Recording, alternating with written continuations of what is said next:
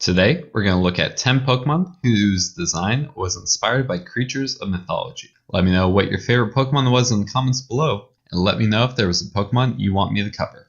We'll start with a straightforward design. Infernape, the fire star of the Sinnoh region, is based off of Son Goku, a character from the Chinese epic A Journey to the West. Son Goku is also known as the Monkey King, and as we can see in the Infernape's Pokedex entries, the fire in its head is a crown, tying the two together. The general designs of the two also match up quite a bit. There's plenty of artistic flourishes, show off a regal appearance. Son Goku's design is used in plenty of other works, such as Goku from Dragon Ball and Wukong from League of Legends, just to name a few. Next up, Baka Neku is where Espeon draws his design from. The Baka Neku means changed cat, or Bake from Bakemono meaning monster, and Neko meaning cat in Japanese. Baka Neku is a cat that have lived for a long time and then turn into a yokai, or Japanese monster. With their old age and experience, their tail will split. This is also seen in Espeon with its forked tail. Baka Nekus can shapeshift and will possibly eat people, which is kind of terrifying. And quite possibly the shapeshifting abilities might loosely be tied to how Eevee has multiple forms that it can turn into. Frostlass is the spitting image of the Japanese yokai, the Yuki-onna, or snow. Yuki-onnas are spirits of women who have perished in snowstorms,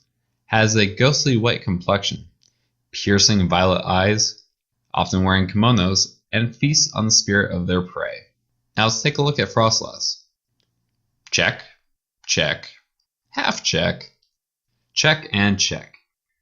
As we can see, Frostlass very closely resembles the Yuki-onna.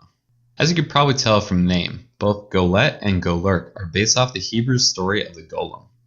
A golem is a body made of clay given life. In its Pokedex entries, we can see that it contains an energy that powers it, and it seems to have been given a mission as some. The most famous story of the Golem is that of the Golem of Prague. The Rabbi Maharel created the Golem to protect the Prague slums from Semitic attacks. And it is said that this Golem could turn invisible and summon spirits of the dead. Very likely this explains why Golett and Golurk both have the ghost typing. Going back to the Japanese yokai, we have Shiftry, who is a dead ringer for the Tengu. Shiftry takes inspiration from both the greater and lesser Tengu. Greater Tengu are more human in appearance and have the iconic long nose. They are often thought to be guardians of force. This is likely where Shiftry's grass type comes from. The lesser Tengu are more bird-like and very cruel. It's most likely where the dark type comes from. They will often attack humans and will steal pretty items. Its hidden ability is pickpocket, and most likely that's where its inspiration. Shiftry also has Tengu-style geta, or sandals, and these one geta sandals are very inconvenient, but are a staple of the Tengu design. Absol is based on the Baizi in Chinese, and Hakutaku in Japanese mythology. Both are white beasts with horns and great intellect. While Absol doesn't have faces on his sides, he does share the nature to forewarn people of coming disasters. The Hakutaku warned a village of a coming plague and helped them to create medicine to protect themselves. Absol also represents yin and yang with his design. The horn on his head is yang, and the part of his hair covering his face is yin, helping with the balance between good and evil. The horn on his head could also be a reference to a scythe as a tool of the Grim Reaper from Western mythology. We'll come back to and talk about Absol in a later bit. Next up is Lotad and Lombre. Look at these adorable guys. Aren't they just the cutest little things? What? They're based off a creepy monster.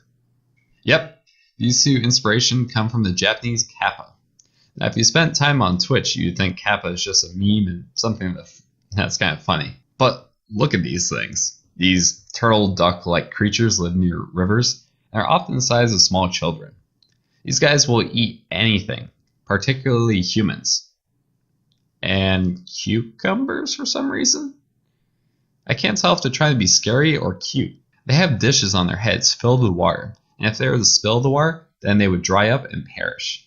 No wonder Lotad and Lombre have rain dish as an ability.